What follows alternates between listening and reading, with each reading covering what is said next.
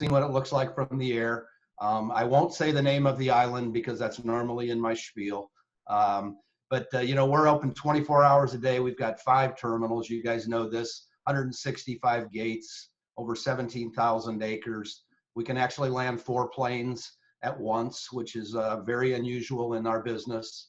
Last year, we were the 3rd busiest airport in the world from departures and the 10th busiest in passengers. And given COVID, we're actually much higher than that right now, and I'll share that with you. So we are the economic engine of the region. You can see that we have $37 billion of economic activity. That's actually a 6-year-old number. We're probably closer to 50 billion right now. So we have 228,000 full-time jobs supported by the area. This is our strategic plan. It's a balanced scorecard for those of you that are into strategic planning. Customer experience is at the top.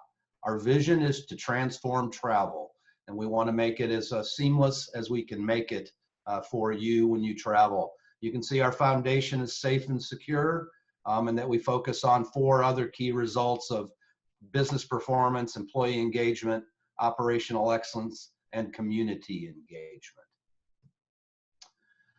So we're very, very focused on the customer at the top of our strategic plan. We do surveys regularly. Please take one if you can when you're out there. Tell us what you think. But we compete against other large hub airports, and 3 of the last 4 years, we've come in first place in customer service. You can also see some of the other technology that we have at the airport. You can get our DFW app, and you can now or go online and to our website. You can find out which security lines are working the best. You might want to park in a different location and come in there. We're really focused on touchless right now. So you'll find out our bathrooms are all touchless. You can see this is self-service kiosk here for bag drop. We're piloting that with American Airlines right now. And then by the end of next year, all domestic flights on American Airlines you won't have to use a ticket to get on the plane. We'll be using facial recognition along with TSA. So we are also very, very focused on the environment. This is a key objective for us, and we are the largest carbon neutral airport in the world. We are the only carbon neutral airport in the Americas. You can see that we have a target to be at net zero emissions for the airport in 2030, and we've got a steady plan to achieve that over time. And that's a whole separate briefing there, but really good news if you're focused on the environment. So moving on to air service. Before the pandemic, we had 49, almost 50 different carriers flying in to DFW. Some of these have taken a little time off during the pandemic, but all of them are scheduled to return. And obviously, cargo's been important to the airport during this time. This is a chart that shows you our operations going back to March 1st, and the orange is the cargo, and the black line is passengers. And you can see that we actually bottomed out at almost down 70% in the number of takeoffs and landings. And now we're down about 24%. And you can see cargo is actually up higher than last year. And that's really due to everything being shipped for Amazon. And, you know, I think as I've sat here, we've had 3 deliveries from Amazon in just the last hour here at the house. This is our forecast, and you can see how COVID has impacted us. We were really doing well compared to the prior year, and then we dropped down. Passengers actually in 1 week in April were down 94%. And we have come back and made a pretty good recovery. We're back here, we were back to about 45% down in September. But what you'll see here is we have 2 forecasts, a conservative one and a more aggressive forecast. And when we get back to the prior 2019 levels, we're forecasting out in the end of 22 most likely for travel. This kind of shows it in a different light. In fact, I've got to move this because I can't see. So you can see where we were. Almost 77 million passengers was what we thought we were going to do, and we're down significantly, and it'll be out to 22 and 23 before we recover. This is an interesting chart because it shows you DFW compared to all of the other large hubs. And this is showing you two things. In the black is the decrease in destinations, and in the yellow is the decrease in departures. And if you go over here to JFK, Boston, and Washington, D.C., you can see they're still in November down 60 to 75%, whereas we're faring much better. And you can see American's hubs here. What this reflects is American Airlines strategy. Charlotte and DFW are their two largest and most profitable hubs. They're really focused on connecting passengers through DFW. So they've eliminated lots of point-to-point service, like they used to fly from Austin to Boston, and now that flight is no longer there. You pretty much have to connect through DFW. And this is showing you that based on November schedules, we were the third busiest airport, and now we're actually the second, with Atlanta being first. So we have moved up. There were actually a few months this past summer when we were the busiest airport in the world. We love being there, but we hate the reason we were number one. This shows you our domestic, our destinations. We have over 185 destinations, right, that we had before the pandemic. In the blue, you can see what's still being flown, and in the green is what is suspended and supposed to come back by June. And then the red has not been scheduled to return yet, but 97% of our network. And this is really demonstrating American Airlines strategy to focus on the hub at DFW and fly everything through DFW. When we take a look then at our international routes, we had 69 international routes before. We're flying 43 of them. And you can see they're really concentrated primarily into Mexico and the Caribbean. Mexico, you can't hardly get a ticket to Mexico right now. Even though the pandemic is down there, lots of people taking holidays to the Caribbean and Mexico. In the green is what's been deferred and is scheduled right now to come back by June, and then the red has not been. So whoever wanted to go to New Zealand, you're going to have to wait a little bit longer for that flight. We're really excited about getting that flight back. So I wanted to go over some financial things with you and just kind of explain and give you the size of the airport. You know, we're a $1.1 billion revenue organization. We have about $500 million in operating expenses, about $500 million a year in debt service. And in a normal year, we're spending $400 to $500 million on capital projects. Some years when we were doing our renovation programs or putting Terminal D in, we might have got that number up to $600, $700, $800 million a year. But there's always capital projects going on at the airport. COVID, we actually lost the last fiscal year, which ends in September. That cost us $56 million of airline revenue and $129 million of passenger-related revenue. So it was a very, very major impact. And so in order to offset that, we ended up cutting operating budget by $70 million. That was almost a 20% reduction in the last 6 months of the year. We also reduced our debt service. Dan talked about the refunding we did this summer. The amount that applied to this year out of that 600+ million was 24. And we deferred $100 million of capital projects. But we also actually accelerated some projects too, because while we had less service, we accelerated a runway project and we had to redo the upper roadway on Terminal D. So that was a project we moved up. I'll talk more about capital a little bit. We did get money from the federal government. They passed the CARES Act. It was they provided $10 billion of money to airports, and our share was just under 300 million. And we used $144 million last year to offset some of the revenue losses that we had. So we still have quite a bit of money left.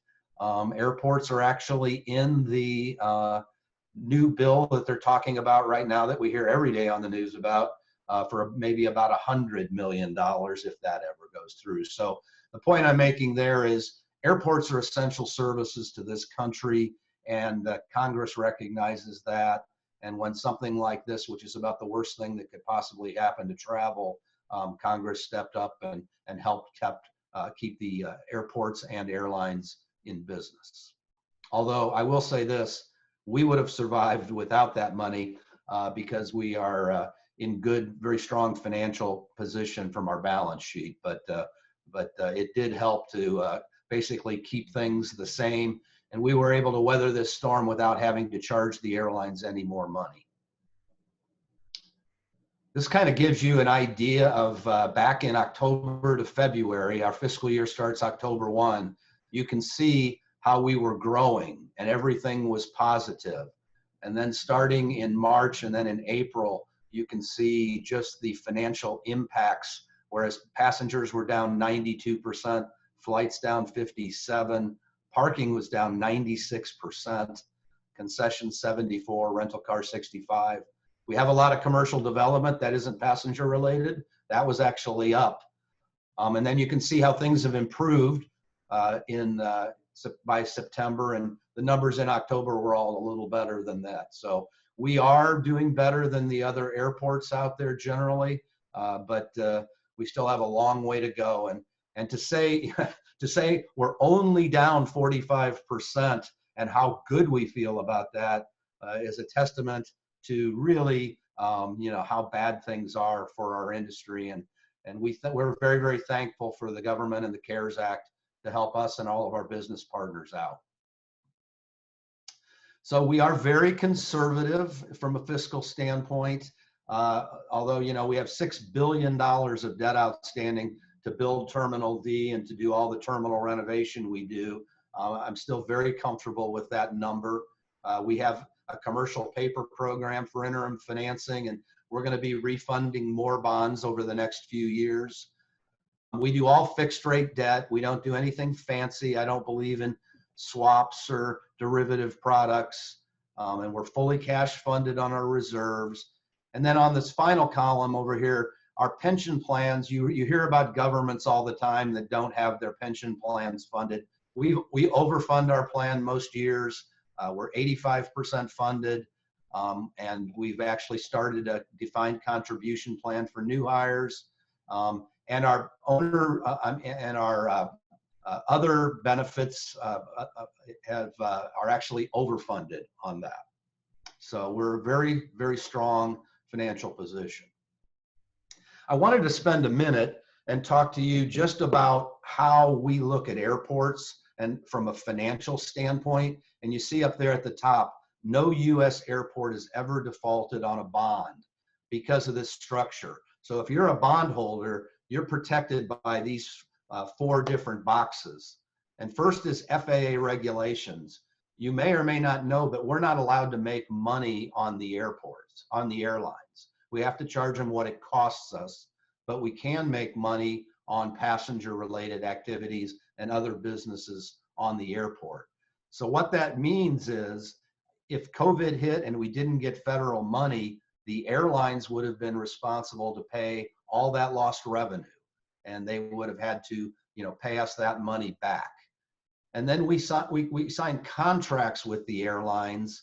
Our current one is 10 years long. Our previous one was 35 years. And in these contracts, they basically agree to what the federal regulations are. And it also has to do with if we're going to build a project that we have to issue bonds for, because the airlines are going to have to pay us back, they have to approve those projects before we spend that money. And then we have bond covenants. that require us to charge the airlines debt service and expenses.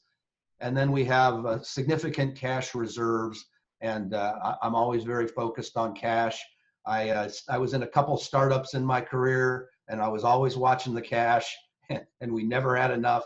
And I can say at DART and at DFW, we've got plenty of cash to cover these unforeseen circumstances.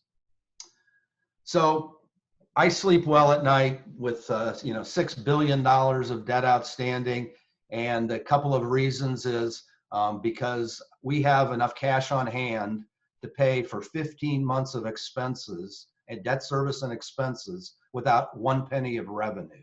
So that's why I say I'm comfortable that we would be able to withstand many of these situations. And also we take in enough revenue that we could pay our debt service 1.5 times over. So that makes me feel good. And you can see we've got pretty good bond ratings there. So yep, me and my Teddy, we sleep well together. So give you just a quick update on what's happening at the airport right now.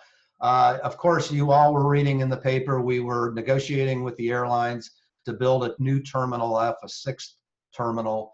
Unfortunately, we put that on hold with COVID. We're trying to figure out another way to do that in the future. And we are looking at Terminal C right now. You all know that terminal has not been renovated yet. And we are in discussions, and I would expect that we'll get started on that sometime in the near future. We're still talking with the airlines on the timing there. I've highlighted 2 circles on there.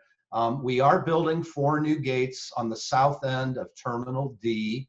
It would go right where that circle is, and I've got a picture on the next page of what that's going to look like inside. That should be open in May. In May. And then you've all flown out of what we call the high C gates, C35 to C39, and you come in there at C and you walk down and you start walking downhill. Well, those were trailers that were built in 1985, and they were only supposed to be there for 5 years, and it's now 2020. So we finally got agreement with the airlines to tear those down and build some new gates. So this is the D South extension I was talking about. It's much further along than the picture on the right, but this is looking down. There'll be international swing gates, domestic and international, and you're all going to have to walk down there and check it out, because it's going to be what our new hold room of the future looks like. We're very excited about this project, and it's going to have all kinds of lights. All the windows will dim. The TVs are all built right into the windows. It monitors the heat and everything, so it's very energy efficient. It'll dim during the brighter times of the day, and then be lighter in the nighttime. So it's going to be really cool. This is a slide I put up. We're probably going to spend a couple of $1 billion on infrastructure, not counting the terminals. And these are, I'm not going to go through all these, but this is how much we have of all of these different things. 7 runways, 75 million square feet of airline pavement, got all kinds of utilities. My favorite one on this is the roads, 1,288 lane miles. What that means is you could drive from DFW to San Diego with the amount of lane miles that we have on DFW Airport. So we are infrastructure heavy, and we are, but we're excited about where we are. We're bullish that we will be recovering faster than other airports, and we're looking forward to COVID ending and getting vaccines. At least I am, and hopefully you all will too. And we'll look forward to seeing you out at the airport. So right. We'll leave a few minutes here for Q&A. Absolutely, absolutely. So if I'm gonna unshare, and let's get back to, I think I just unshared. Maybe I did. Oh, do I need to get out? Yeah, I think so. There we go. All right, there we go. All right, I'm gonna get back to this. So I thought I unshared. There we go. Takes a little while to respond. So I want to, and I'm going to ask you just to raise your hand and try and put this in gallery view so I can see everybody. Raise your hand or put in the chat questions, and I'm going to go through this from the bottom. Who has a question? I'm looking for a hand. So I see Rob Bliss. Unmute yourself, please. Question I have is regarding commercial real estate, commercial projects out there. I've read in the paper, the DBJ, a lot about what's going on, but not, still kind of foggy of, how many million square feet are, what's the future? Is it going to be like a really huge project like we see uptown with 30 buildings going up? What kind of size do we expect happening out at DFW? Well, we've got about 6,000 acres of developable land, and we've developed about half of that right now. We've got 1,000 acres under development. Most of it is warehouse. Okay. There is a large section of land up in Grapevine that we have not started to develop yet. We don't have tax sharing arrangements with Grapevine between the cities Grapevine and Dallas and Fort Worth. And when we get that negotiated sometime, we would see more development there, but we're generally focused on things that are related to the airport, and that could be an entertainment district up there or something at someday in the future. Okay, thank you. Thank you. All right, Katie? So in terms of revenue streams that you were listing, you had commercial listed and it was vague about what exactly that was. In my head, I was thinking that must be advertising from other business, like local businesses, but maybe that's wrong. No, I'm sorry. Commercial development. That's what Rob was just asking about. All yeah, the okay. land out there, so it's ground leases. Sure. Okay. All right. Other questions? I have a couple myself, and so I certainly don't want to dominate this, but because I'm sure that it's lingering on all our brains, especially for those of us who are like travel junkies. So, who just aren't crazy about traveling. I got stuck going from Boston back to DFW, or actually, I'm sorry, it was to the other airport.